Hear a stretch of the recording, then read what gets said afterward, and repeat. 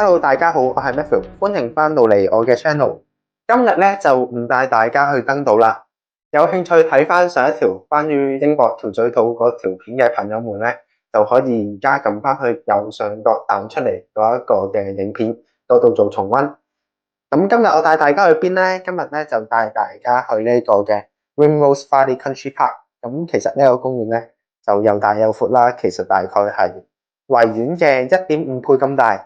但係我今日想講嘅唔係一個景點喎，而係一段真愛情故事。咁究竟係關於啲乜嘢嘅愛情故事呢？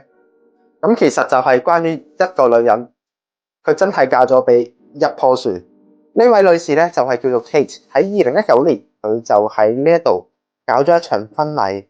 佢嘅新郎就係呢一棵嘅老樹 Mr. Elder。咁呢個婚禮唔係玩玩下嘅喎。佢仲改埋姓，由 Curlingham 變咗做 Elder， 即係佢而家個名就叫做 Kate Elder 啦。亦都意味住佢而家係姓老嘅。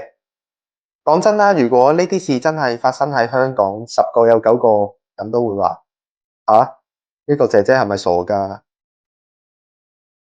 ？Mr. Elder 呢個嘅新郎都唔錯喎，佢穩重，唔駁嘴，唔 OT， 最緊要係乜嘢啊？唔會激我哋啊嘛。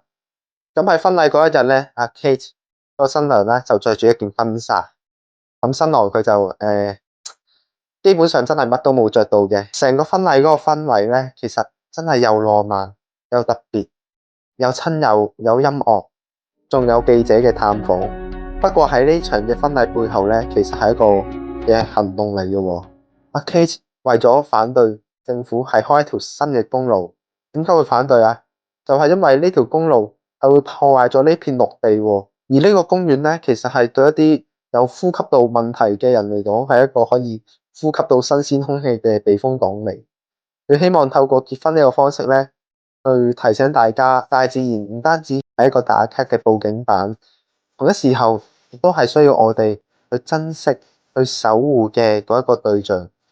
咁雖然呢個婚禮咧就有啲唔合法啦，但係阿 Kate 咧之後嘅1年，佢真係搞咗一個結婚1週年嘅慶祝，仲要1個禮拜探佢老公5次，咁真係可以見到佢嗰個嘅夫妻關係咧係好過好多嘅夫妻㗎。